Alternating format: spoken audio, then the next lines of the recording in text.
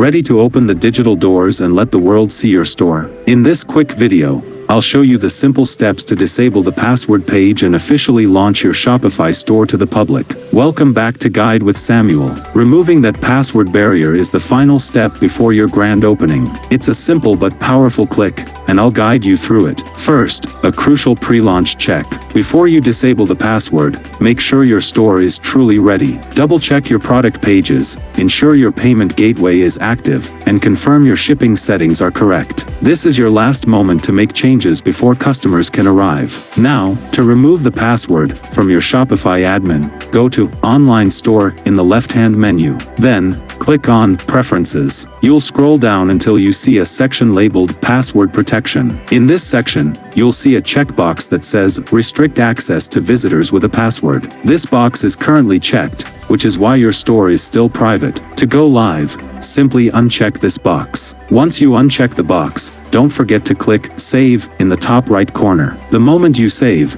your store is instantly live and accessible to anyone with your URL. No more password gate. A crucial pro tip: after you disable the password, open an incognito browser window and visit your store's URL. This allows you to see your store exactly as a brand new customer would, ensuring everything looks perfect for your first real visitor. Congratulations! Your store is now open for business. This is a huge milestone worth celebrating. If this guide gave you the confidence to take that final step, please give it a like. How does it feel to see your store live? Share the excitement in the comments below and drop your store link. To start filling your new store with products, subscribe for our next guide on how to add products to Shopify. Thanks for watching.